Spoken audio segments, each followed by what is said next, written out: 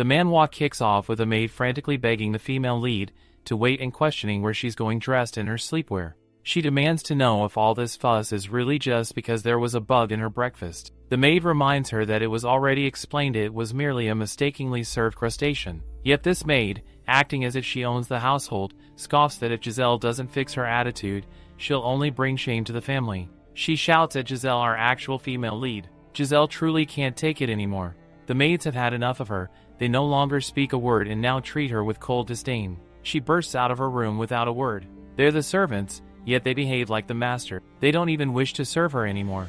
Giselle is fine enduring harassment from the staff, but what really bothers her is how every possible misfortune seems drawn to her. She now wonders why on earth it's raining on such a sunny day. She starts shouting, frustrated, that these things only ever happen to her. But again, she cannot simply stand by and let this world fool her future. Her name is Giselle Floette, and she has been reincarnated as the heroine of a regret fiction novel, the very one titled You Will Regret If I Die. It was a novel she once read in her past life to soothe her soul after dealing with awful customers. However, it turned out to be a classic regret fiction with a sweet potato plot that only left her feeling more upset. The protagonist was the one and only daughter of the great Archmage, a girl who lost her magical power and knew nothing of hardship.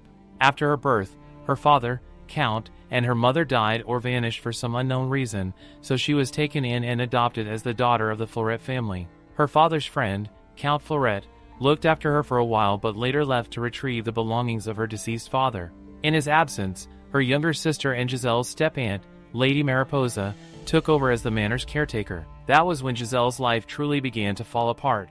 She was tormented, falsely accused and slandered by Marquis Berto for his own benefit, and betrayed by Duke Richelieu, who pretended to court her only to steal her mana. These trashy individuals robbed her of her potential. To make matters worse, the high society misunderstood the situation, believing Giselle was trying to climb her way up by seducing numerous men. They wanted her title, her influence, her everything. The protagonist of that novel endured it all: the slander, the abuse, the social ostracization, the humiliating nicknames. She tolerated everything. And yet, despite all that investment, the story still ended with Giselle's death. She remembers the moment she spit her drink in disbelief, thinking, what kind of ending is that? After enduring so much with the main character, she felt robbed. She left a comment under the final chapter that would become infamous across the fandom, known as the Giselle Buff comment. She questioned whether the author even knew what a buff was. How could Giselle be called the buff of the story? She's already dead. The commenter replied that things might have been different if Giselle had acted differently. But Giselle had died, and the series had ended. She kept arguing with the commenter, frustrated and muttering about how pitiful Giselle's fate was. Eventually, she fell asleep. The second she opened her eyes, she knew she was screwed. The memories of her past life rushed back. It all made sense now why this life felt so familiar, why the mansion felt like déjà vu. It's because she really had been reincarnated into this tragic regret fiction novel.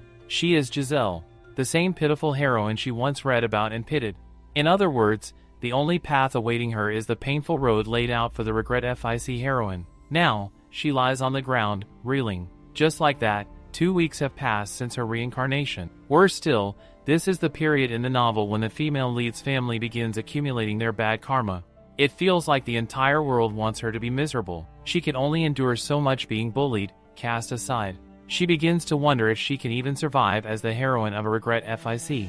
Then it hits her: what if she ends up dying just like in the original novel? She had it rough dealing with terrible customers in her past life, but now she's expected to live a miserable life here too, only to die again? As if on cue, the maids come in again, mocking her for pretending to be so innocent. They insinuate that this is how she seduces everyone. Giselle scoffs inwardly at their cruelty.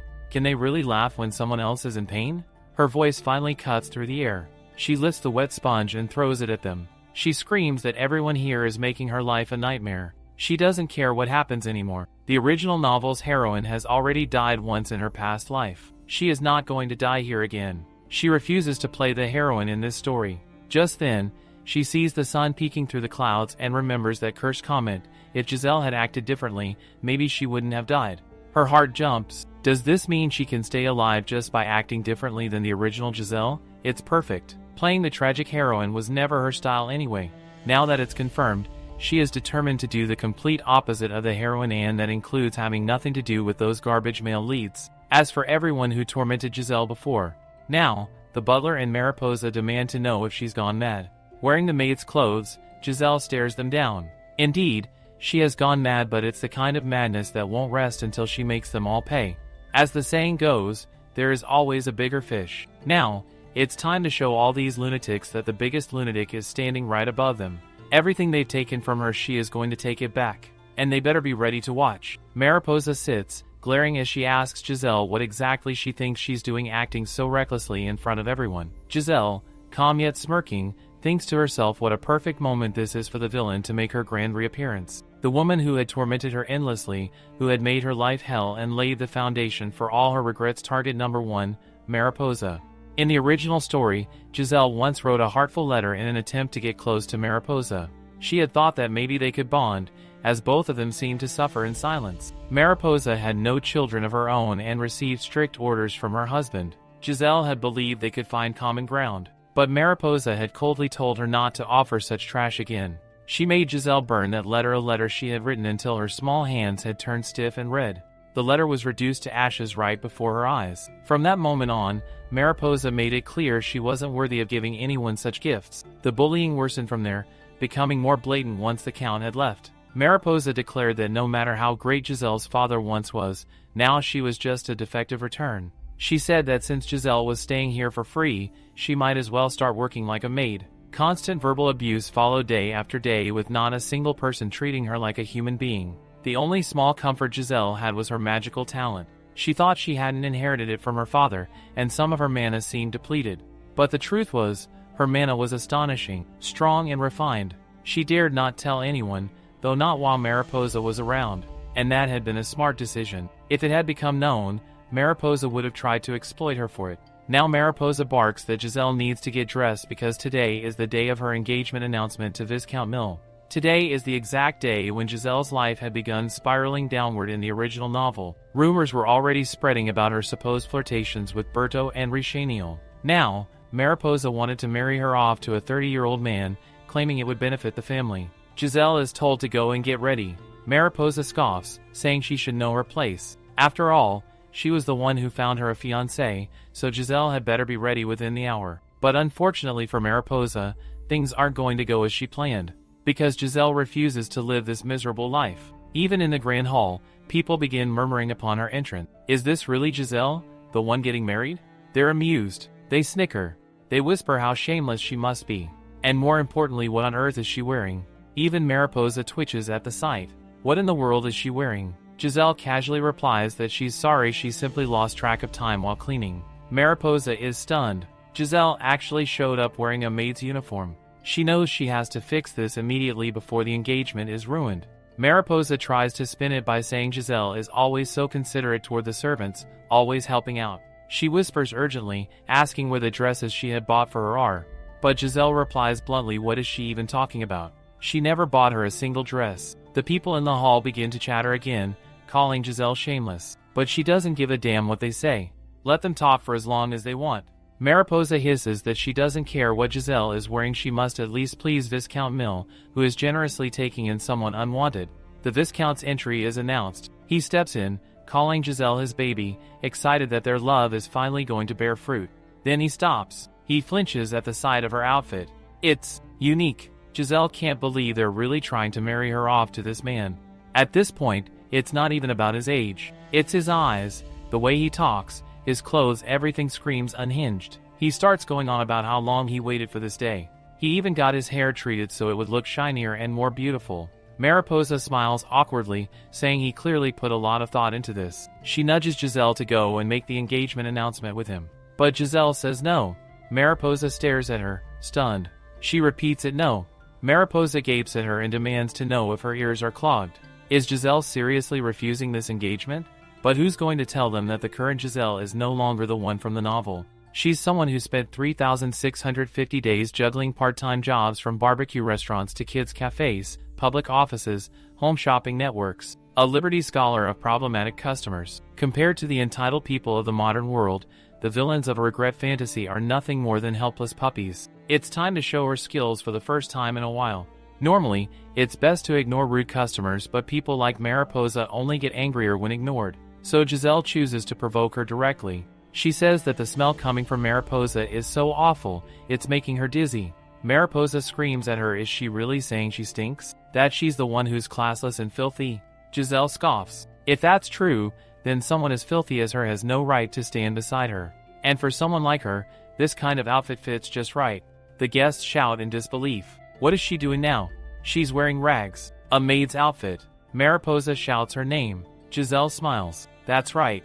She has gone mad. She's making clothes from what was discarded. And now Mariposa won't be able to contain her rage. Giselle asks, does it not suit someone like her? She's glad she brought it along. Before the banquet even starts, Mariposa is so filled with rage that she declares she can't tolerate this insolent behavior anymore. She will personally ensure that Giselle's filthy mouth is shut forever. Giselle is aware.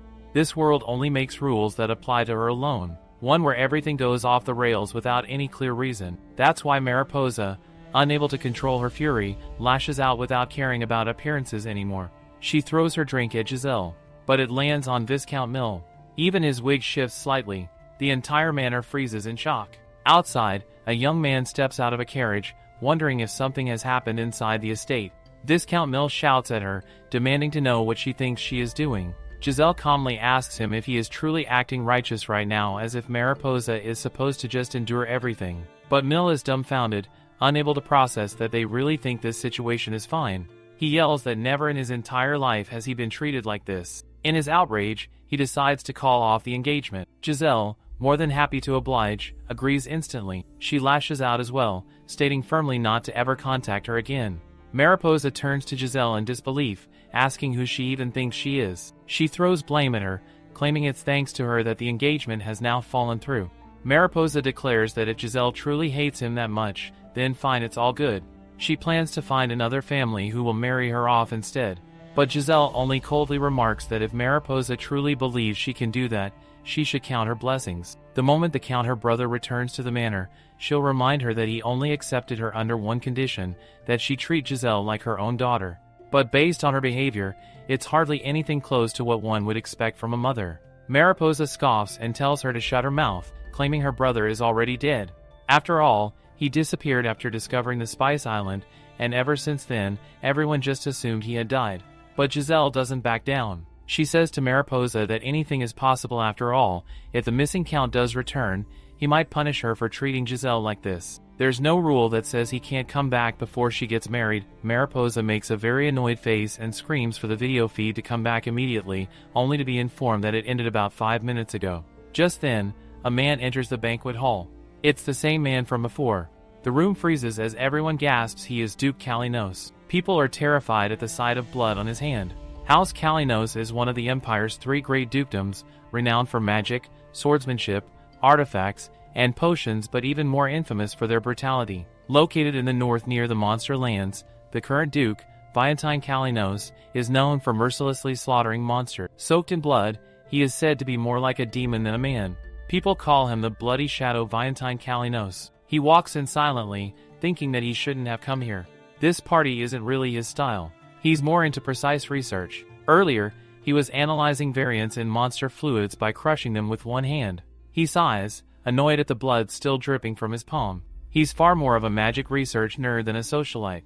Besides that, he doesn't kill humans. Still, he has a mountain of work to finish but came here because of his gaming friend pestering him to attend. The party is already a waste of time full of useless interaction. And on top of that, he doesn't even have a life partner. He doesn't know how to socialize with women, let alone get married. He knows that in times like this, he's supposed to smile. But his version of a smile looks more like a demon's grin. Even the butler trembles as he assures him that he'll open the way immediately. Valentine thinks to himself, just like the book said, smile to leave a good impression. Books are always right. He also wonders if skipping all the martial suites increases the chance of divorce. That would actually be highly efficient. A temporary marriage might work better. Get married, then get divorced. And if he can find someone whom his family absolutely loathes the idea of marrying, then even better. The only problem is there's no such lady available. But then Giselle passes right in front of him. His eyes widen as he looks at her. He cannot believe what she is even wearing to this party. On top of that, it seems like she caused a huge scene. Maybe this is the woman of his dreams. A woman who might just be the perfect reason to cancel his marriage. Even his aide is startled, asking what kind of woman she even is. Valentine turns to his aide and asks if it's possible for him to marry someone as long as she agrees, isn't a commoner, and doesn't violate imperial law. The aide confirms this. Valentine immediately orders him to cancel all his upcoming social events and to find out everything about that lady Giselle. After all, a brand new subject of research has arrived. Meanwhile, outside the banquet hall, Giselle is enjoying herself. That was quite the scene. Mariposa comes storming after her, asking if she didn't know that Giselle could use magic. Although her mana is nearly drained, Giselle can still manage simple wind magic just enough to deflect flying liquids. All she did was break free from the plot's control, and now she feels amazing. A happy future finally seems possible. It's time to take her next step. If she wants to win, she needs strength. For example, a great mage, one of the top 5 in the Empire, is said to be so powerful that even the Emperor bows his head to him. If she becomes a great mage, getting revenge will be far easier, and she can totally twist the original novel. So, her first step, replenish her mana. Second, find a decent master. And third, stock up on artifacts and magical items to become even stronger. All fired up, she heads toward the place she has in mind to restore her mana. She reaches a place called the Resting Dragon. Before entering, she tells herself that she knows they are hiring short-term staff and she would like to work here. Though the aftermath of the war has left deep scars, the Emperor is now obsessed with wealth. In the post-war recovery, merchants who amassed fortunes rose quickly through a newly formed class known as the gentry. Some of these wealthy individuals began purchasing noble titles with money. In response, nobles too began founding merchant guilds under borrowed names to enter the business world. And so, the commercial streets began to flourish, among them the Kalinos family's very own Kalinos Roastery Street. On this street, Valentine's aide informs him that they will attend to gathering all the necessary information about Giselle. However, Valentine expresses little interest in anything else. He still wishes for his aide to look at the list of Duchess candidates, but Valentine firmly orders him to discard the entire list. He declares that none of them were ever capable of becoming his wife in the first place. Now that Giselle has appeared, none of it matters anymore. He casually calls his aide, but the aide corrects him, reminding him that his name is Peterson. Valentine, unbothered, calls him Peter again. Peterson sighs, repeating that it's Peterson, not Peter. Valentine then asks why there are so many people gathered at this restaurant. He suspects the investigation couldn't have gone wrong and wonders if something unexpected has occurred. Peterson considers that maybe the restaurant became famous thanks to Valentine's own words. But Valentine isn't fully convinced. Suddenly, Giselle appears, shocking Valentine. She cheerfully announces to the customers that the hot bread is ready. The people had heard she was sick, but here she is dealing with customers and cooking in the kitchen. It's definitely not something one would expect from the daughter of a count. Yet, Valentine is impressed. Without saying more, he turns to leave, stating that he needs to make preparation. Peterson, puzzled, asks if he wasn't here to talk to her. Peterson finds the whole situation fascinating since he's known Valentine. The only things that have ever sparked his interest were discovering a rare ingredient, encountering a tameable magic beast, or stumbling upon a new research subject. Now he wonders, why is Valentine acting like this? Could this really be love at first sight? That night, Giselle sits in the back, sipping something delicious. It was worth exhausting all her secret techniques today. Thanks to her efforts, the shop's revenue has increased 100-fold, and she has also managed to recover her mana thanks to the potion she received as a reward. That's right, the reason she worked at this Kalinos-owned establishment was because of the potion. Even though the owner tried to persuade her to keep working, her main goal was never to win favor, it was to obtain the Dragon Claw, a mana potential activation potion developed by the Kalinos family. Though the potion had failed in the market and been discarded into storage, it was still valuable. The Kalinos family, a reclusive magical noble house, is infamous for making advanced potions like this and mastering high-level magic. Just drinking their soup could strengthen one's mana. But entering their household as a mere worker is impossible, so she had to get the potion this way. Then, someone calls out her name. It's Valentine. Giselle stares at him, thinking she's seen that handsome face somewhere before. He certainly doesn't look like a background character. He introduces himself as Valentine Kalinos, which instantly shocks her. She knows who he is, the secret villain. She tenses, wondering what he wants from her. He tells her not to be wary. He's come to make a request. She is stunned, in complete disbelief. Why would he be making a request to her? She asks him what kind of request it is. And then, he gets down on one knee. He says it's a proposal. He's here to ask her to become his wife. Giselle freezes, unable to believe her ears. Is he really asking her to be his wife? The wife? Wife as in the actual term she knows. Valentine tilts his head, asking if there's another meaning to the word. Giselle stares at him, baffled. What in the world is he even talking about? She had only planned to enjoy watching his face for a while and then move on. She certainly didn't expect him to drop a bomb like this. Valentine, noting her silence, apologizes for being inconsiderate. He gently asks if she would accept this ring he had specially prepared for this day. He opens the box, revealing a massive diamond. She slaps her own cheek, trying to get a grip. She can't allow herself to fantasize about marrying into his house. She is the lead who always ends up regretting everything. Nothing good ever happens to her. She turns to leave, saying she's not sure where he got his information about her, but she doesn't provide shady services like pretending to be someone's lover or wife. But then Valentine calmly tells her that if she agrees to pose as his wife in public, he will give her 5 billion gold per year. This catches her attention. That amount is enough to buy 2 entire houses in the townside. If he's truly offering that much just to pretend to be his wife for a year. She gets angry, asking if he really thinks she's the kind of woman who just drop everything for money. Is this what he thinks of her? Just because she's an ordinary woman? Still, her thoughts spiral. How did he manage to find her so easily? Suddenly, she smiles sweetly and suggests they head to a more comfortable place to talk. After all, in this capitalistic world, that much money is more than enough to buy any modern woman's heart. At the Valentine lab, Valentine is genuinely overjoyed. He has finally crafted the potion he desired, successfully completing it after 399 days, 13 hours, and 30 minutes. With a sense of triumph, he turns toward Peterson, whom he casually calls Peter, and says that he would like to ask him something. The question is whether 5 billion gold is considered a significant amount. Peterson, slightly stunned, answers that it's the equivalent of 3 years' worth of budget for a noble house, so yes, it's massive. Still, he's confused. What's the reason behind this question? He had assumed she would accept the proposal without a hint of hesitation. Last night, she had asked what exactly he expected her to do. His answer had been simple, yet outrageous. He wanted her to marry him and become the worst kind of human being. The goal? To make his entire family regret the concept of bargaining altogether. Essentially, he was looking for a professional troublemaker. No wonder he had sought her out. She was good at dealing with problematic customers, after all, which meant she understood every string to pull, and executing this wouldn't be an issue for her. Still, she had replied that she would like some time. This was sudden, and while she wasn't rejecting it outright, she had asked for 3 days to think it over. As she walked away, she stated that she would contact him after 3 days. Sure, the delay is quite reasonable, but even so, she doesn't lower her guard.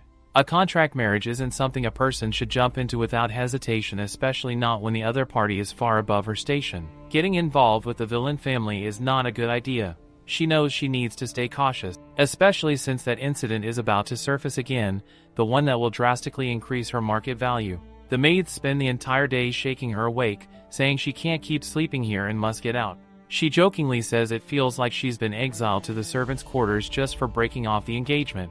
The maids inform her that the Count is here. Her heart flares up. Could it be? Is he really going to return?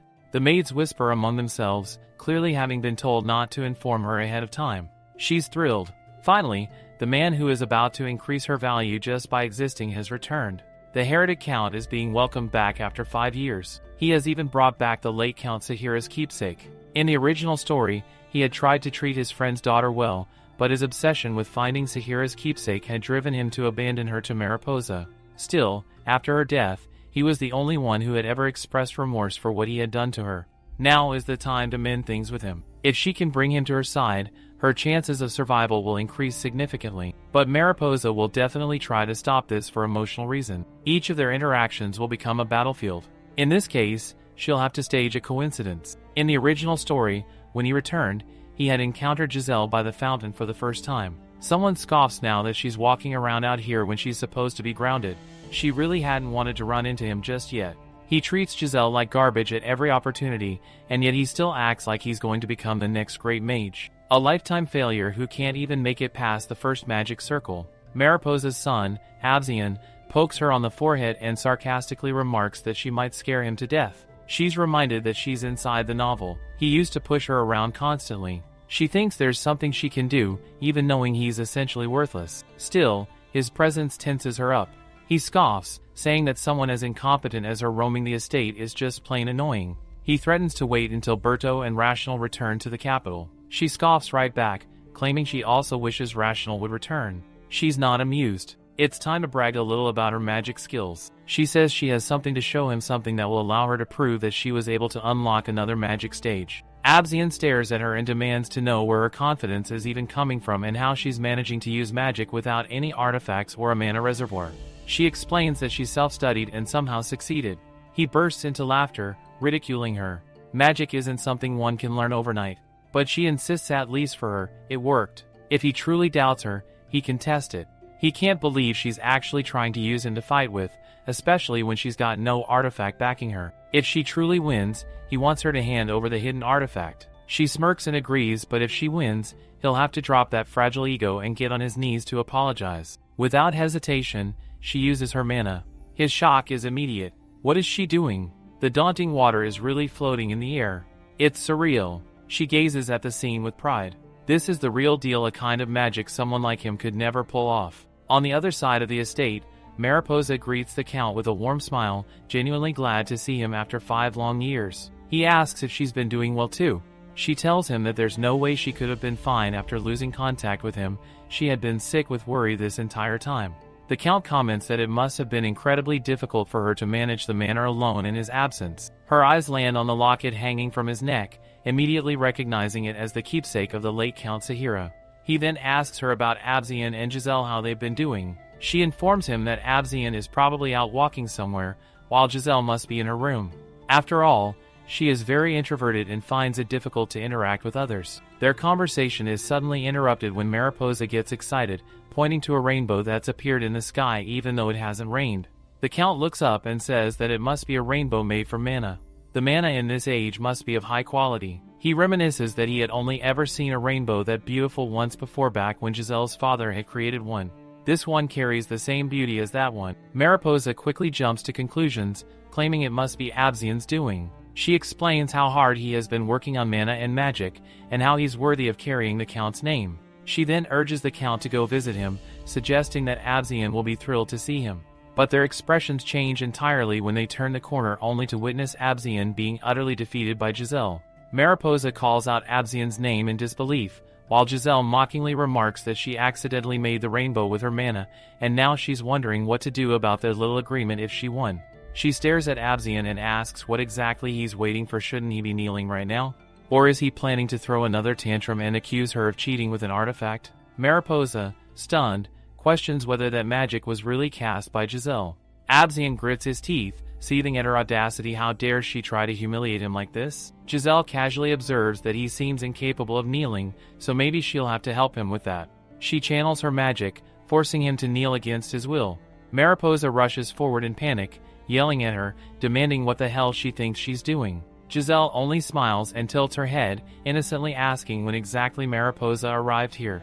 Mariposa turns to the Count and demands to know if he's really seeing this. How could someone so shameless act this way after everything they've done for her? But the Count weighs off the dramatics, saying they'll get to greetings later. For now, he turns to Giselle and asks if she really created that rainbow. She confirms it without hesitation. Mariposa screams that this is impossible, his nephew got hurt because of her. The Count points out that this level of rainbow magic isn't something just anyone can do. Even at the most basic level, one needs a pure alignment with the element of light to achieve such a feat. Abzian erupts, shouting that it's all nonsense. This was clearly a setup, a stunt. No wonder her fiancé ran off. The Count's expression turns cold. He hadn't known they tried to marry her off without his consent. Giselle immediately puts on her innocent face, revealing that Mariposa tried to wed her to a man 30 years older. Mariposa tries to defend herself, claiming that despite the age gap, he was a good man and that Giselle had said so herself. Giselle blinks and asks when exactly she said that.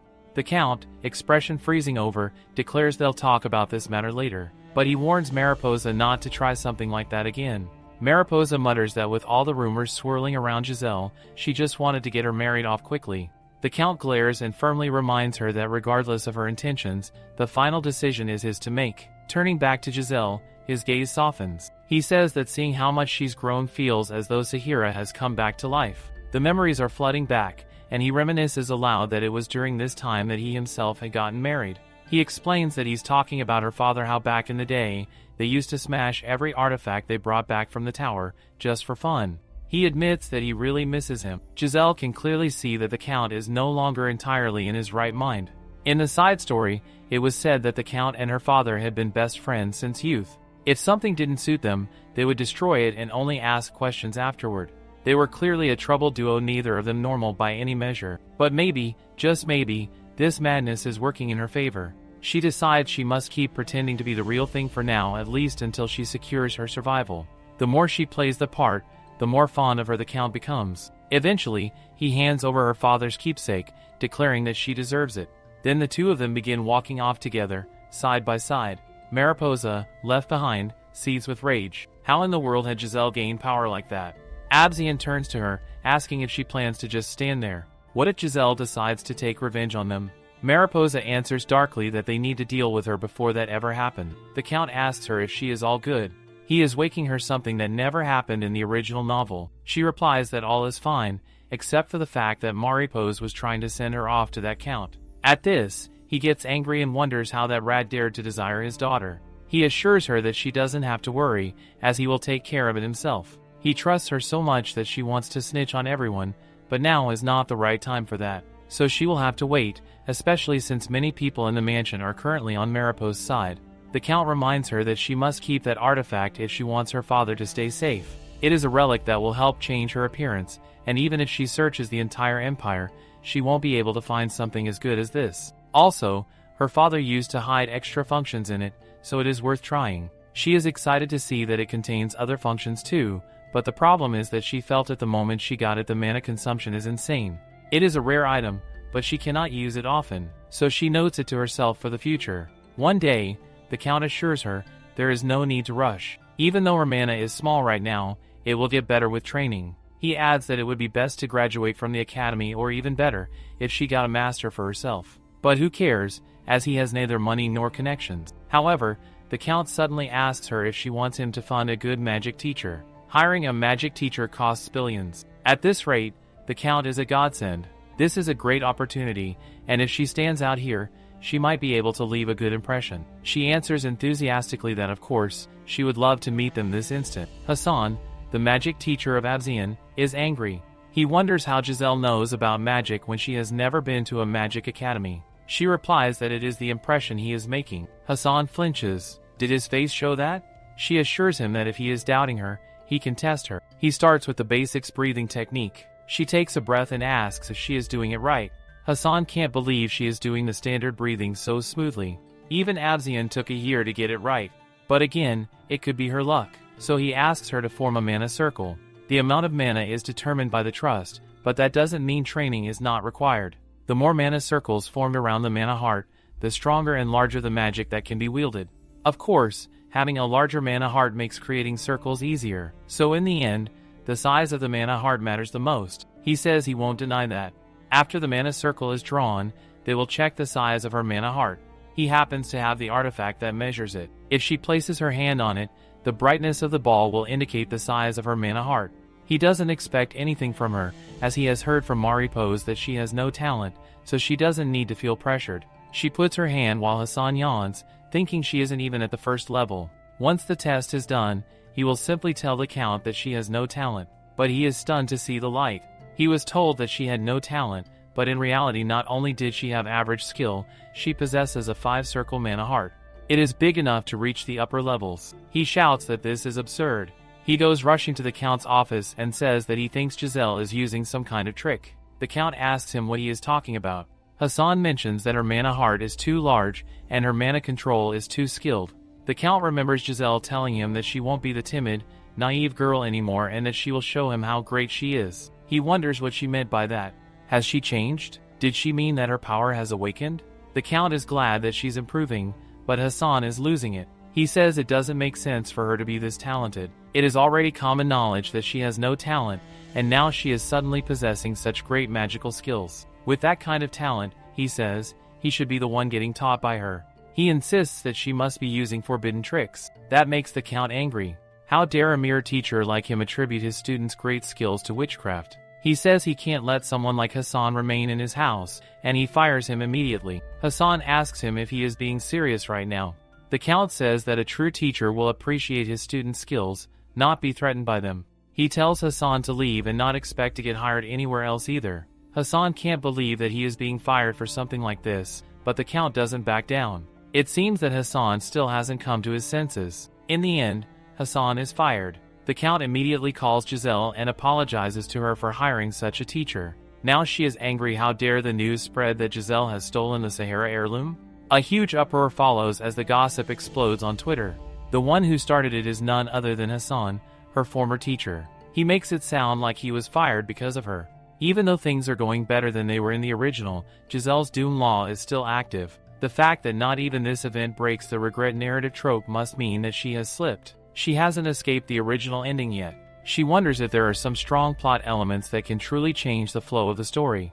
Then her eyes land on the big diamond ring that just Valentine gave her the other day. She greets Valentine to receive his blessings for the marriage. After all, nothing is a better plot than getting into a contract marriage with the villain. Valentine thanks her for coming but asks what the document in her hand is. She says that this is her profile, as it will definitely help him figure her out better and decide whether to hire her. He looks at her profile and it is impressive. A flawless narrative from beginning to end. It seems like it was drafted by a real professional with experience far beyond her years. The truth is, this perfect document wasn't written just by her skill alone. The relic she possesses has a hidden ability, the magic corrector. It's a feature she discovered while experimenting with the relic, and thankfully, it consumes very little mana. Thanks to that, she was able to write a near-perfect administrative document. Valentine is amazed. He has never seen such high-level administrative work before. He asks if she has worked in such a position before. Then he wonders who taught her all this. The problem, he thinks, is that her ability stands out a little too much. Valentine suspects something strange. She claims to have had no teacher, and yet here she is this skilled? He starts thinking that maybe she is the goddess of language. His expression looks like that of a teacher ready to kidnap a student into his experimental lab. She decides that since it has come to this, she would like to add 2 conditions to their contract. The first is about the Daisy gossip sheet. She wants to use her power to shut it down. How dare they try to slander her? Backed by the big boss, she vows to wipe them all out. If she keeps getting attacked, her performance and mana will definitely be affected moving forward. Valentine agrees that this is reasonable. It's best to avoid any unnecessary obstacles. He asks her what the second condition is. She says it is an advance payment. She asks if that would be possible, even if he is the mighty Valentine. She has learned from her part-time work that it's always better to get paid in advance. Valentine has no problem with that either. She is all smiles now and asks if they should go in depth with the contract. The total contract time is 1 year.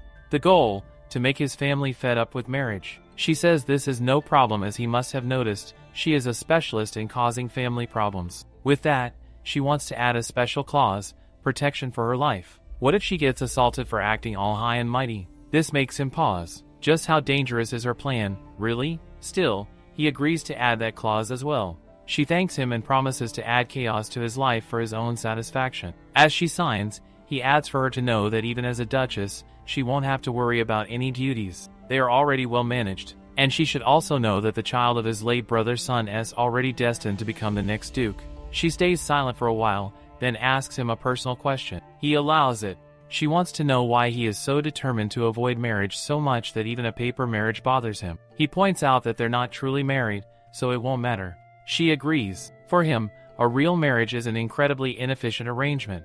It demands their time, and the idea of sleeping with someone they don't like just to produce an heir like a stud horse on top of that, a loveless marriage, goes against his research ethics. Giselle is unable to understand what kind of scientific logic he is using here. Is he even kidding with her? But he adds there is still one hurdle left before the marriage. He needs the approval of the 5 people listed on this paper. She is confused as she looks at the people before her at the very core of the Kalinos power structure. It is the Senate. The Kalinos Senate is composed of the most respected individuals within the House of Kalinos, those among both direct and indirect bloodlines who have made the greatest strides in elevating the standing of the Kalinos position within the Institute. The Senate consists of 10 elders. These individuals preside over both the major and minor affairs of the ducal house. Typically, decisions require approval not only from the Senate, composed of blood relatives, but also the consent of the emperor. However, Kalinos is an exception. Constantly engaged in combat with monsters at the border, the matters of Kalinos are often resolved swiftly and autonomously under a special agreement between the House and the Senate. For this reason, all issues discussed in Senate meetings must be approved by a majority vote more than half. Agnes Kalinos, one of the Senate members, speaks now, stating that today's matter of discussion is the proposed marriage of Valentine. Another Senate member adds that the girl he wants to marry is Giselle. The current president of the Senate, Hensey, is the one opposing this proposal. Agnes shares that 5 members are currently in support, but they still need one more vote to reach a majority. Without it, the marriage cannot proceed. Hensey's party raises concerns, saying that the girl, Giselle, is shrouded in controversy. They question how someone like her can be permitted to marry Valentine. However, another senator suggests that since Valentine himself chose her, perhaps she is indeed someone remarkable. Maybe they should reconsider. Hensey insists that the matter is troubling. Agnes knows well that this will not be an easy resolution. She understands their desperation to win the Duke's favor, but even so, without a majority, the marriage will not be approved. Hensey then gazes out the window at a bird perched nearby and sighs, saying that this is all for now. Agnes responds that the matter remains unresolved. Hensey adds that the decision will be postponed for the time being, stating that it is not an urgent issue at this moment. Still, he mutters to himself what could possibly be more urgent than this wedding. Soon after, Hensey receives a letter addressed anonymously. It is regarding a book he had entrusted for consignment sale. The letter lists the book title's works on ethics and informs him that only 1 volume of Slaves has been sold. Along with the report is a settlement for 1 silver coin. Rosie urges him to visit the establishment where the books are being consigned as soon as possible. Head over heels with excitement that at least 1 copy has been sold, Hensey enters the shop, claiming he found a good book here on nobility. He asks the storekeeper why the books aren't arranged properly. The worker replies bluntly that he is going to throw them away because they simply aren't selling. Hensey is dumbfounded. The worker continues, saying if Hensey wants a book, he should ask someone else because he's busy right now. As Hensey turns to leave, he mutters to himself, wondering who could have written such a pathetic book that sold only 1 copy. The poor man is visibly disheartened. He laments that if he had published the book under his title as Senate President, perhaps he wouldn't be treated so poorly. His pride stings at the thought. Just then, Giselle enters. She picks up the book and praises it, saying the worker clearly lacks a good eye. Her words shock Hensey. Did she really just say his book is amazing? Could it be she is the one who bought that single copy? Back at her conversation with Valentine, Giselle suggests that he target the most key individual in the Senate, Hensey. In the novel she read, Hensey is a character who hides his true identity and dreams of becoming a best-selling author of self-help books. His motive for this is simple: it feels cooler. However, after facing relentless criticism and abysmal sales, he gives up. He is left mentally shattered. Eventually, his identity is revealed, and the book does become a bestseller, but the criticism doesn't stop, and his happiness doesn't last. Despite all of this, Hensey is fair and capable. Giselle believes that if they wish to win someone to their side, he is their best option. Even after the marriage, it will be better for her to have him as an ally. Back in the shop, Hensey asks Giselle if she really read the entire book. She responds affirmatively, explaining that she particularly liked the part where people of low rank, without being asked, put themselves in trouble to help others. That, to her, is the true act of nobility. Hensey is astonished. He can't believe that she is genuinely his reader. He asks her name and whether it would be a bother to get a coffee with him at the nearby cafe. She tells him her name is Giselle. He must already know it. At this, Hensey flinches. He asks if she is indeed Valentine's fiancée and whether she truly went through all of this just to earn his vote for the marriage. She denies this. She says she sought the book only because she was interested in it. Hensey asks if she really expects him to believe that. Giselle replies that she is not asking him to believe her, but she is telling the truth. She read the book published under his real name. She found similarities in tone and logic between that and this book. Hearing that he had invested in this bookstore, she had come to check it out, and that's when she ran into him. He had unknowingly admitted to her that he is the author. Hensey is left utterly speechless. Despite her reputation for having a weak spirit, she appears far more confident than he imagined. He finds himself at a loss for words and prepares to leave. Before he can walk away, she calls out to him, saying that if he does leave now, he will regret it. As his reader, she did have some disappointment with the book and she believes she can help him. She smiles and adds that with her assistance, all citizens of the Empire will come to know of this book. Then, looking at him brightly, she asks does he still want to leave? Hensey is utterly confused. He stares at Giselle, trying to process what she has just said. Is she truly suggesting that if everything goes well, she wants him to approve her marriage and give her 10% of the sales revenue from the book? His face flushes with anger. Does she honestly think he would agree to such conditions? Yet she remains calm, insisting that it's worth a shot. She then asks him plainly what his decision is. Hensey feels as if he's being pulled into something against his better judgment. He tells himself he doesn't need anyone's help for his book. Still, He gives in if only to test her. He decides to place his faith in her, just this once. She thanks him sincerely and promises that he won't regret this decision. Back at the manor, the Count calls Giselle and comments that she seems busy these days and that she doesn't look well at all. Giselle sighs and explains that she has been helping a self-made author edit his book. It's something she wanted to do on her own, without assigning it to anyone else, so it's been difficult for her to juggle everything. The Count's expression hardens. He becomes angry and demands to know where Maripose is. He clearly remembers assigning a personal maid to Giselle before he left, so why is she burdened with everything alone? Maripose laughs awkwardly, claiming that there must be some misunderstanding. She turns to Giselle, asking if she hadn't said she didn't like having a maid. Giselle frowns, confused when had she ever said that? Maripose sighs dramatically and mutters that she must have misunderstood then. But inwardly, she thinks Giselle is truly shameless, making it seem as though everyone around here already serves her. If things continue this way, there's no doubt sparks will start flying. Even the Count will eventually catch on. And once all her lies pile up, they'll collapse on her all at once. Maripose excuses herself, saying that she has eaten and will be going now. Today marks the 3rd day since the edited book hit the shelves, and she also promised to meet someone. Meanwhile, Hensey is nearly stunned. His book is already tipping the charts. People are fighting to get their hands on it. Watching the demand surge before his eyes, he turns to Giselle and asks how she managed to do this. She explains that the first step was simple. In summer, the most important thing is to grab attention. The book cover had to be bold, and the title had to be something short and easy to remember. His original title, she notes, was far too long and easily forgettable. In this era overflowing with self-help books, he needed one that could capture attention at a glance. On top of that, the content needed editing. No one has the patience these days to read long, winding paragraphs. Everything had to be skimmed down to something easy to digest yet hard to ignore. She used her skills to enhance the structure and polish the message. What she created was a help book that no one would want to put down once they opened it. Hensey listens intently, then tells her he will send her royalties as per their agreement. He asks how she would like to receive them. Giselle replies that she has a magic vault the one Valentine gave her, but it can only hold up to 500 million, so she will need something bigger. She adds that she will get back to him about that soon. But first, she would like him to prepare a detailed earning report. He thanks her again for helping him sell the book. Giselle responds that the book was already amazing, she just made it easier to read.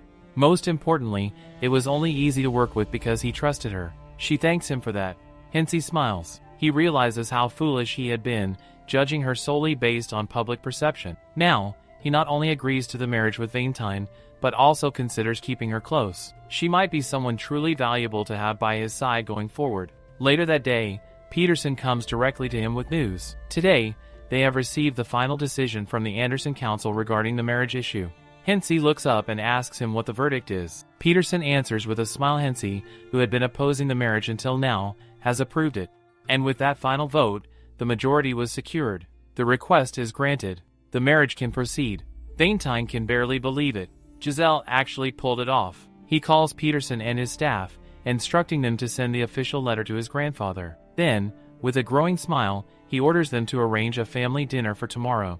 It is finally time to announce his marriage. The next day, she goes to deliver the book to the Count. He asks her what kind of book it is. She tells him it's the same book she mentioned earlier, the one she has been editing. The title, The Billionaire in 1 Minute, is quite a fancy one. She believes that first impressions are most important, after all. She hands it to him, saying that it is finally his, and that she only came to drop off the book. He should read it when he gets the time, as she has no intention of staying longer. The Count reads the book and is genuinely impressed. The fact that she wrote this herself is nothing short of remarkable. She is Sahira's daughter, so the similarity in handwriting is understandable, but the narrative style is astonishing. He had expected an ordinary book, yet finds himself wondering how this is even possible. She has never even attended the academy, and yet the quality is beyond what anyone would assume. The Count's aide enters to report something, but the Count's attention remains fixed on the book. He asks the aide if he knows anything about it. The aide tells him that this book has become extremely famous, with people lining up just to get their hands on a copy. The Count quietly wishes that Sahira could have read it too. The aide then adds that the author included the name Giselle in the acknowledgments. The Count stiffens. It is their Giselle. But the aide quickly tries to brush it off, saying there's no way that's true. It must just be a coincidence. It can't be the same young lady, especially with the rumors about her, and it would be foolish to write her name in public. The Count, now angry, reminds the aide whose daughter Giselle is. The aide, startled and afraid, immediately apologizes. The Count orders him to get a copy of the book right away. Something doesn't seem right. Since he came back, he hasn't really paid close attention, but now he can't shake off the feeling that people's thoughts about Giselle are filled with disgrace. It's not just his imagination. He firmly resolves that he must look into this matter. The next day, at the estate, Valentine's younger brother Taryn arrives. Valentine summoned him early in the morning. Valentine tells him that he has fallen in love and plans to marry his lover within the month. Taryn, shocked, asks him if he really intends to get married and whether the person is a woman or one of his fellow researchers. Valentine reveals that the name of the girl is Giselle. Taryn is stunned, asking if he is talking about that timid-looking girl who carries the worst reputation out there. He wants to know how such a thing even happened. Valentine tells him he met her at the banquet and fell in love at first sight. Taryn appears to be in disbelief, but then again, it is Valentine who used to wear nothing but black now pursuing bright, shiny colors. He always carried research papers with him, but this time, he didn't. It is the first time Taryn sees his brother taking such personal steps. Still, Taryn can't stop thinking, what if this entire marriage arrangement is just a scheme, and Valentine ends up kidnapping Giselle to force her into it? Taryn tells him that he better reconsider, as they still need their grandfather's and mother's approval. Valentine says that he already sent a letter to their grandfather and will soon go with his fiancée to meet their mother. Taryn, however, doesn't feel pleased about this. Even within their family, no one is as bold as their mother. More than that, the mistress of the Kalinos family is strict about property, rules, and the social circle. Introducing a marriage partner to her is like delivering the final nail in a coffin. Taryn also asks him about the Senate, but Valentine informs him that he already has their consent. Giselle herself had sent Hensey and handled the negotiation. Taryn feels like he is being fed lies at this point. No matter how he looks at the situation, it seems like a forced marriage. Valentine tells him that Giselle will be visiting soon, so he better free up his time research trolls or not because she's coming. Taryn thinks this marriage is full of problems, and that he really needs to inform their mother before things get even more out of hand. At the inner garden, someone shares news that Cordelia hurt her hand while trying to tame the phantom beast, and the entire household was thrown into chaos. She insists that she is fine, just a little shaken, but is more afraid that bad rumors might start spreading about her. Juliana, Valentine's mother, says that such fear is strange. When one loves something, getting a little hurt or even passing out shouldn't matter. The other ladies mention that Cordelia is at marriageable age, and if rumors go around saying she's clumsy, it could harm her prospects. But Juliana says that none of that matters. What's important is that Cordelia has awakened her powers. The ladies agree and all go along with her plan to end the tea party for the day. After everyone has left, Juliana sighs. Once again, she has been unable to find a suitable match for Valentine. All of them are just frail ladies. Just then, Taryn comes running to her. Juliana scolds him, calling him uncultured and asking what kind of entrance that was. He asks her if she has heard the latest news. The council has approved Valentine's marriage, and he will soon visit with the lady he is going to marry. When she asks the lady's name, he tells her Giselle. Juliana begins to think that they must arrange the meeting soon. At that very moment, the Duke's household is filled with excitement and speculation regarding the announcement of his marriage. Meanwhile, at Giselle's residence, the atmosphere among the maids is heavy with resentment. The maids are murmuring in frustration, wondering why they must serve someone like Giselle. They complain that they are noble-born too, so why must they bow their heads before a girl like her? One of them, May, who is Giselle's personal maid, speaks more loudly, saying that Giselle once had noble status, but someone like her doesn't even deserve to be called Lady Giselle anymore. From behind, Giselle asks her calmly if she is talking about her right now. May, startled and terrified, turns to see Giselle and stammers, asking what she's doing there. Giselle asks whether she really needs permission to step out of her room. When May responds that if Giselle acted more like a lady, she might actually treat her like one, Giselle replies indifferently that she doesn't care how May treats her, she's going out, because she has things to do. May is confused and asks where she is even going, especially since just recently Giselle was the one crying and apologizing to her. She can't believe Giselle is ignoring her like this now. At the Count's underground food storage area, May follows her, trying to figure out what Giselle is up to.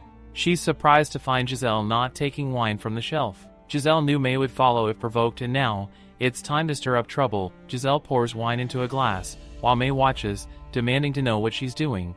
As Giselle drinks it, May yells that this is the Maripo's special aged wine, highly expensive and exclusive. But Giselle is clearly enjoying it, ignoring the warning. May continues to scold her, questioning what kind of noble lady drinks wine like that in the middle of the night and calling her disgraceful. Giselle casually replies that daytime drinking is better and asks if May wants to try. May is aghast and begs her to snap out of it, warning that if anyone finds out, Giselle will be punished and she herself will be dismissed for failing to stop it. Giselle mocks her, asking if she's really so scared of getting scolded.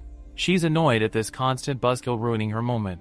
Giselle says that, for now, they are going to enjoy the wine. May shouts again that it's expensive and begs her to stop. She knows that if this keeps up, she will be the one punished. She was told to lay low, but she truly cannot handle Giselle's behavior any longer. She screams out Giselle's name in frustration. Giselle, furious, slaps her hard and demands how dare she call her name so shamelessly. May is shocked and asks if she's gone insane. Giselle mocks her again, telling her to get out of her sight because she plans to keep drinking the wine. May stares in disbelief, realizing that Giselle has completely lost her mind. She decides she has no choice but to report everything to Maripose and teach her a lesson. She warns Giselle not to leave the area until Maripose comes, then they'll see if Giselle can still act so proud.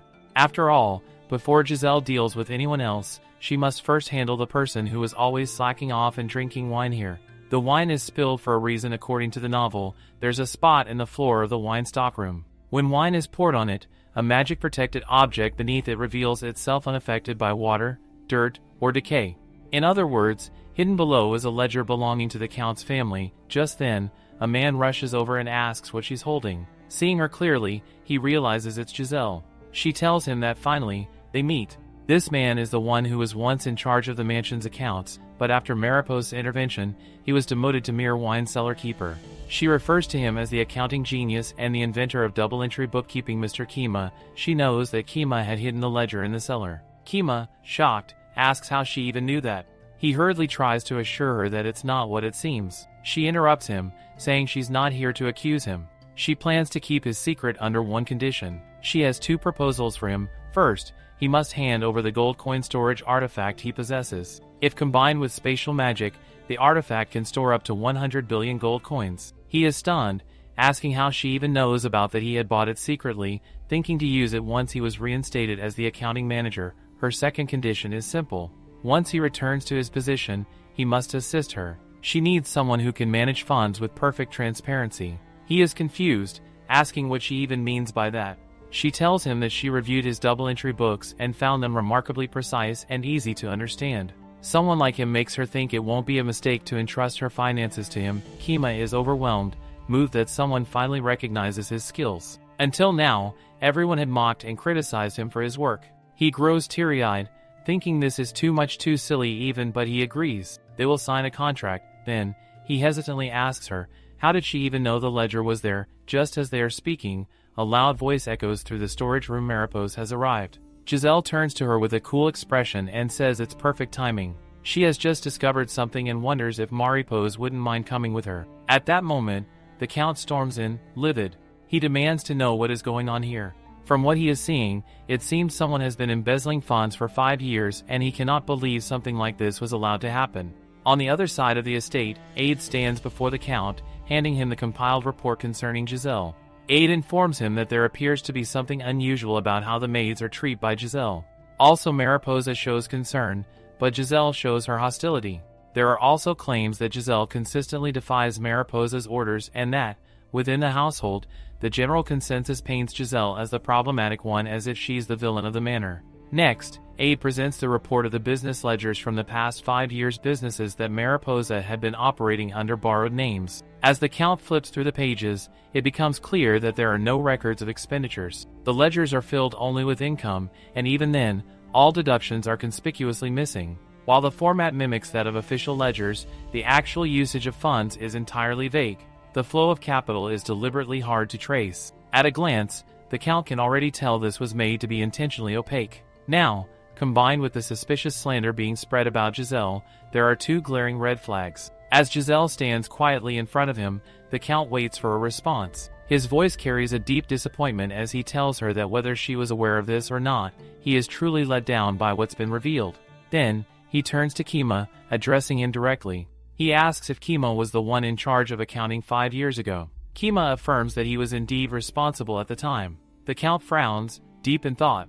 To have demoted someone capable of making such clean and detailed ledgers, it makes no sense. His elders and Mariposa must have been either careless or deliberately incompetent. The ledger Kima prepared is nearly flawless in its clarity, so why was a man like him relegated to the position of a wine cellar keeper? Mariposa tries to say something, but the Count silences her immediately. He says he doesn't need any excuses. As of this moment, she is to be cut off from all family affairs. Furthermore, she is banned from all social gatherings, and from any kind of engagement outside the estate.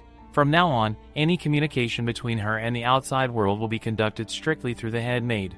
Mariposa says to him that this is wrong. Giselle could be lying, so how can he do this to his own sister? But the Count just scoffs. He says he verified the ledger himself, and if she's trying to say that he's a fool or planning to pin the blame onto the girl she's treated like dirt her whole life, then she better think twice. Mariposa starts trembling and lashes out, asking how he can say such a thing, but the Count's so over her whining at this point. Giselle can tell now that Mariposa's exposed, she won't be able to act the way she used to anymore. The Count asks Giselle where she found the ledger. She tells him that she discovered it while drinking, casually. The Count, surprisingly, says that if she says so, he'll believe her. The whole room is like, wait, is he seriously just gonna take her word for it like that? Giselle then asks if she can get a reward. The Count says she can ask for anything she wants. So, Giselle immediately points at May and says she wants her punished. Because earlier in the cellar, this maid straight up called her by name and talked to her all rude and disrespectful. May defends herself, saying that Giselle slapped her first. Giselle owns that she did slap her. But is it her fault if she had to discipline an ill-behaved maid? The Count puts his foot down. If this really happened, he can't overlook it. They'll fire the maid. Giselle's grinning, already adding that they should fire her without any reference letter or pay. May freaks out and yells that this is basically a death sentence for a maid, but Giselle's unbothered, says it's not her concern. May begs for mercy, but Mariposa's the one who can't believe what she's witnessing. Seriously? The Count's trusting Giselle this much now?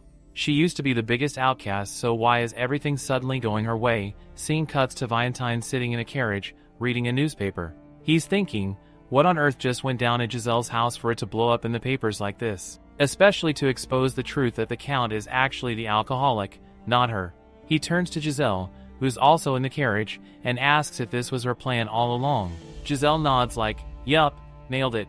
After all, someone with a ruined reputation and a family riddled with feuds? No noble family's gonna pick her as a bride. So the moment she got that invitation from the Duke's house, she set the whole article in motion. The Count's family still wants to keep this as a secret contract marriage. And if Mariposa finds out she's getting married to Valentine? Who knows what kind of storm she'll throw. Now, they're on their way to meet his family. Giselle finds out that today they're just going to meet his mom and his younger brother.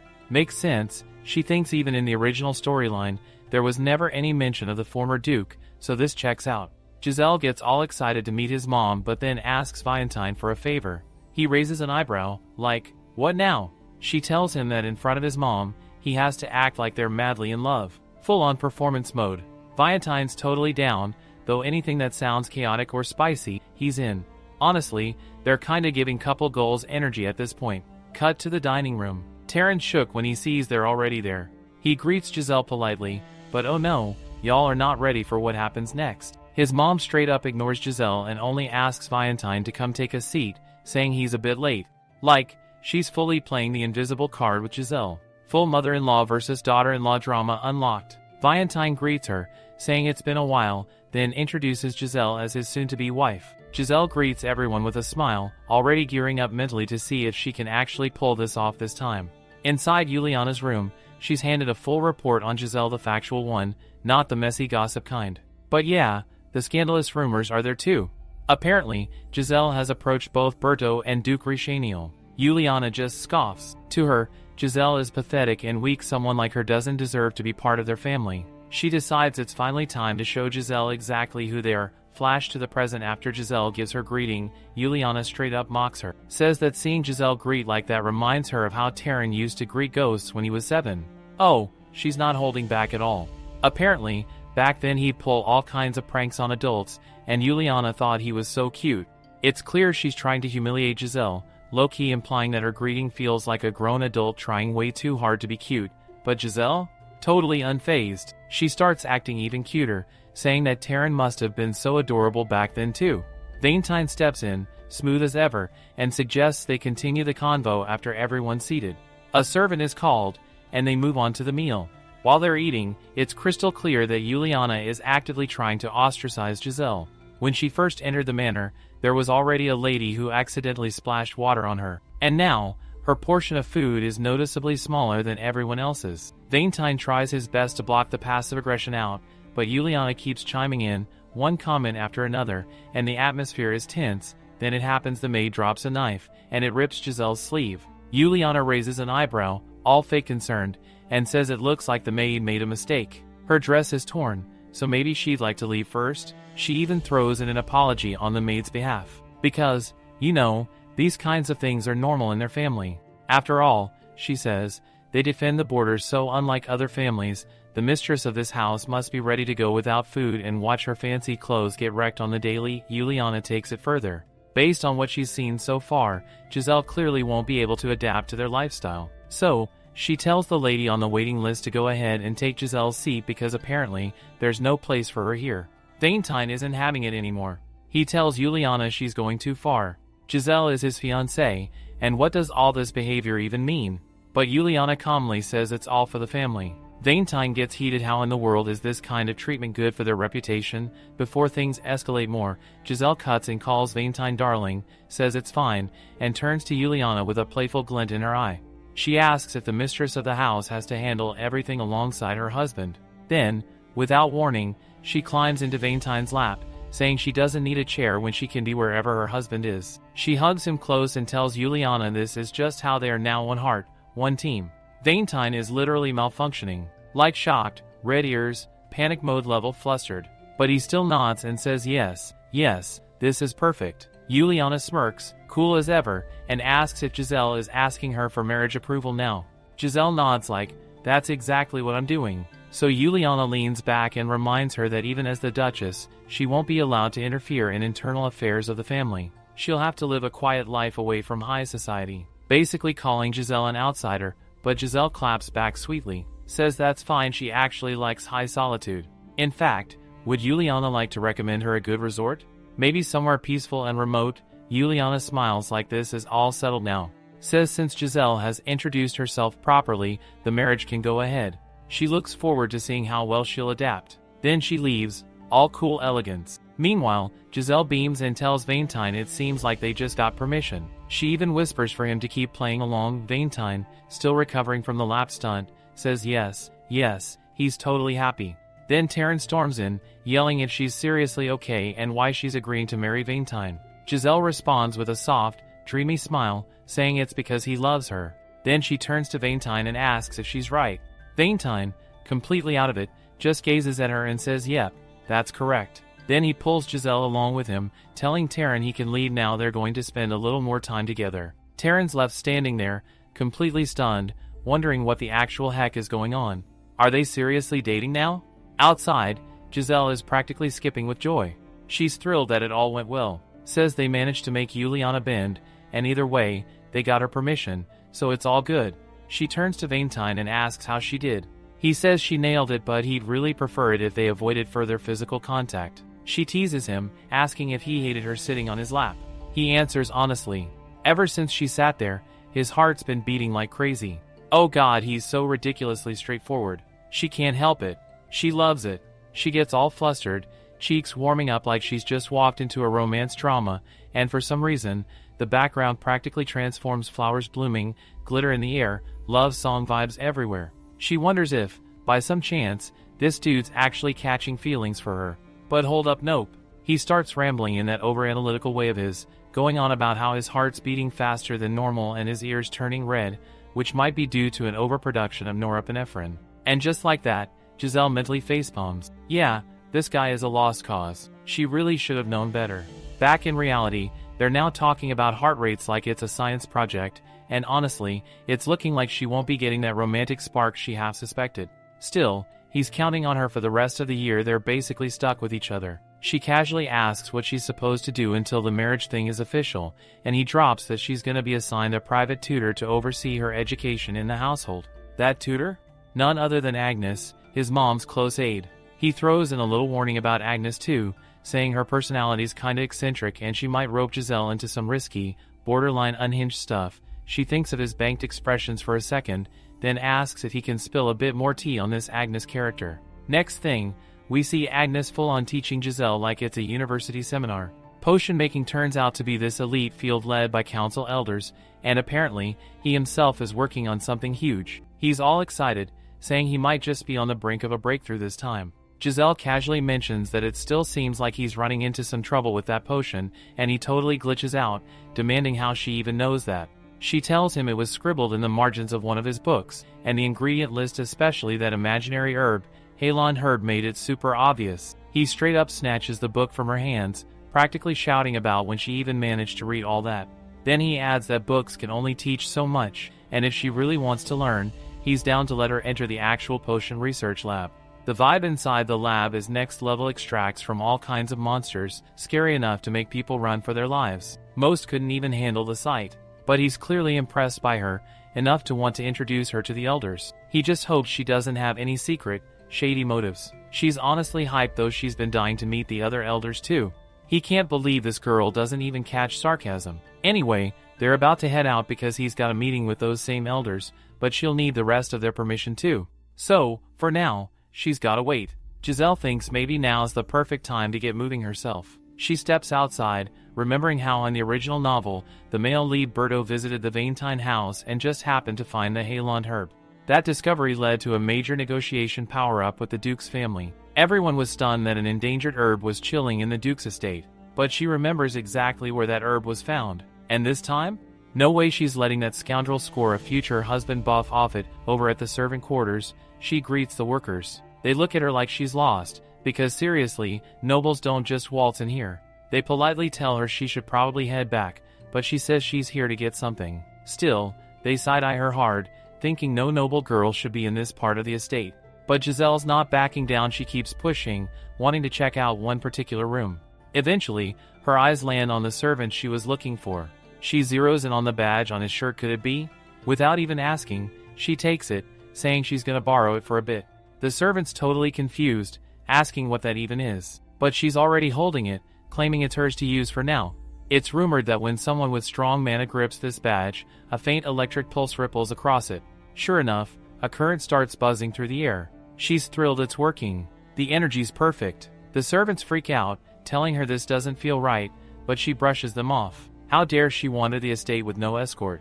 She shrugs it off, saying she got bored and went out for a walk, accidentally ending up here. But forget all that, she just found something seriously interesting. Hensey welcomes her into the council room, where she greets everyone and confidently drops the bomb that she's the Valentine's future fiancée, and yep, she's that Giselle. The elders collectively short-circuit, like, did this girl just say what they think she said? Out loud? Hensey side-eyes Agnes, asking if he's doing okay because he looks completely wrecked, but Agnes just plays it cool, pretending he's totally fine. They ask what brought her to the council room, and she explains it was this badge. It's no ordinary badge. Even the servants mentioned it gave off an electric spark when touched. She tells them to try it for themselves. Honestly, most of them expected nothing to happen. But when they do try it, boom, it actually reacts. Even Agnes is standing there like, wait, what? They soon notice something even crazier inside the badge. Halon's herb is actually growing. All the elders crowd around, jaws on the floor, wondering if the conditions for germination have finally been met. They start congratulating Agnes like it's his moment, saying he might finally be able to complete that potion of his. But another elder is like, hold up, with this much herb, they might only be able to make one dose. If he wants more, he needs to figure out a method for cultivation. Giselle casually drops that she already knows how to cultivate Halon's herb. Says she only needs 2 hours. Actually, the entire room goes silent. Agnes is stunned, asking if she's seriously claiming to know how to grow an herb that's been thought extinct. She says she got the idea from a romance novel. Hensey, amused, points out that she's weirdly confident for someone pulling ideas from fiction, but maybe this is the perfect moment to let her prove herself in front of everyone. The elders look unsure. One of them questions whether Hensey's really going to let her do whatever she wants, especially since she's not even the Duchess yet. Just an ordinary girl. But Giselle's already excited to give it a go. She jumps into her process for cultivating Halon's grass. Step 1. Take a seed from the Majenka plant, usually dismissed as a weed.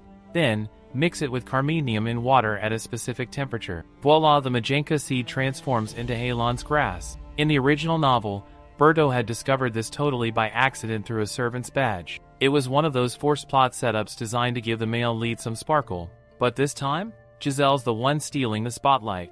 All the elders are floored. They thought Halon's grass was extinct. And now this? It opens a whole new path for potion making. She glances around, wondering why everyone's clapping for Agnes. He awkwardly explains it's because he's going to be the one making the potion. But she immediately shuts that down, asking who even said she's going to teach him the method. Agnes is shook. He argues that she's going to be the Duchess soon, so she should be open to sharing it. But Giselle scoffs, throwing back their earlier comment that she's not the Duchess yet. So why should she be handing out knowledge like freebies? Agnes tries appealing to her noble side, saying the potion could help heal countless people, and it would be a righteous act. But Giselle's not buying it. She reminds him that he literally shouted at her and even threw books at her. So no, he doesn't get a free pass. All the elders turn to him, eyes wide, silently asking if he really did that. He folds immediately, apologizing like his life depends on it, and asks her to teach him the method. But Giselle's like, yeah, sorry, apologies don't pay the bills. He offers her 10% of the potion's profits. Still not good enough. She continues fake sulking, clearly holding out. He bumps it to 15%. She sighs dramatically, says she's suddenly feeling faint and heavy, maybe she'll just collapse. He panics and blurts out 20%.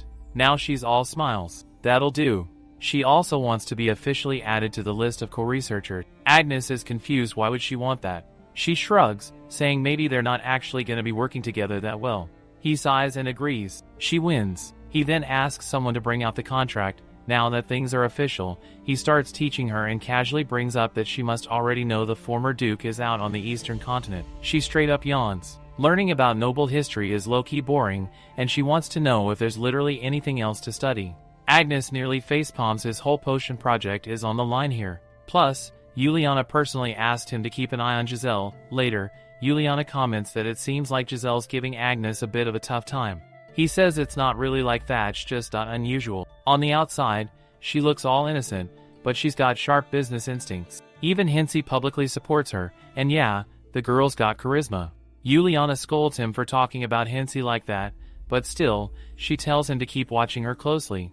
Every move. Back in the present, Giselle asks if they can maybe skip the history lecture and talk more about lab research instead. Agnes breaks it down for her. The Duchy has 3 research labs: the Duke's private lab, a central lab directly under the elders, and a smaller one where Juliana crafts many magical tools under the supervision of her close aide. They cover everything from weapons and armor to potions and artifacts. She immediately wants to know if Juliana really has a lab too. Agnes confirms that she used to be a mage. Giselle's brain short-circuits a little. If that's true, then she has to see this lab. Agnes throws in that outsiders aren't allowed access, but Giselle is already thinking that she's basically family soon. Plus, she's got money riding on this new potion. In the original novel, Agnes's potion had insane effects, but terrible marketing made it flop. Meanwhile, Berto's fake potion got all the hype, but with her involved now, there's no way she's letting that happen. With 30% royalties secured, she's already calculating the payout. If the market reacts well, that's at least $1 billion in revenue, which means $1.7 billion in her pocket. She's already planning to use that cash to hire herself a top-tier teacher. Then, the head maid walks in with a letter from Juliana, addressed to Giselle. Reading it, Giselle stands up and announces that she'll be heading back home. She's got a dowry to prepare. Game on! At the Imperial Palace Council Chamber, people murmur among themselves, saying they have heard that Valentine is going to attend today's meeting. The Count is also present, wondering what Giselle is up to this time. The nobles continue their gossip, claiming that Valentine has found a lady, and if that is true, he might finally return to the north to get married. The Count, however, finds it troubling that everyone keeps repeating how Valentine still refers to himself as a monster in a bay, and he silently resolves to keep Giselle far away from him. But suddenly, the murmurs take a sharp turn. As the topic of marriage comes up, people begin bringing Giselle into the conversation. They recall that she once begged to marry a noble and referred to her as the disgrace of her family. The Count is startled and asks them what they're talking about. They inform him that it seems he hasn't heard, perhaps because he just returned, but Giselle used to beg Berto and Richaniel to marry her. They add cruelly that she used to get hit by onions, and then one day, she ran away crying. The Count rises to his feet, visibly disturbed after hearing this. Slamming his hand on the desk, he glares around the room and demands to know how they dare speak of his daughter in such a way. He warns them that if they don't take back what they said, he will make them crawl out of the room dead. The people begin to murmur nervously, now whispering that the Count is the one being rude. Just then, Valentine enters the room, announcing that the meeting is about to begin and asking what all the noise is about. The others, now terrified, stammer that they were merely talking about Giselle's scandals and that the Count became flustered. When Valentine hears Giselle's name, his expression darkens. He walks over and slams one man's face onto the desk, making it clear that her name is not something to be spoken of so lightly. The man begs Valentine for mercy. The Count is baffled by Valentine's fury. He doesn't understand why he's so angry over people talking about Giselle. Valentine then turns to the Count and assures him that he doesn't need to worry about these things. More importantly, they will be seeing each other more often now, as Valentine is planning to visit him soon. Later, the Count walks out of the mansion, unsure about what Valentine meant regarding Giselle. Just then, Giselle appears and asks if he has returned. The Count asks her what brings her there. She tells him that she has something to discuss and asks him to accompany her to a certain coffee place. The Count admits that he didn't expect her to like such places. Then, he casually informs her that Lady Juliana has asked him to set the wedding date and that they'd like to meet with her family. They also want to talk about the dowry, as she must know how important dowries are in noble society. This makes Giselle laugh, amused by the assumption that she wouldn't be able to prepare a dowry. She then asks the Count if he likes coffee. He says that he does and that he uses spices he brought back from his voyages in tea, coffee, food, everything. She remarks that perhaps that's why the spice trade is so expensive. The Count asks her if she's interested in trade. Giselle admits that she has done some research and, if she keeps it up, she'll be able to help him. The Count grows angry not at her, but at the thought that someone this skilled and bright had been treated so poorly.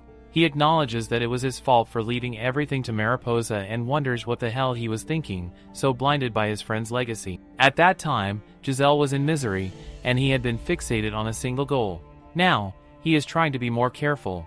Regret won't fix the past, so what matters now is to fix the present for Giselle. He encourages her to do whatever she wants. He then tells her that finding a teacher these days is really difficult since the academy term has already begun, but if she insists, they can try to get her admitted.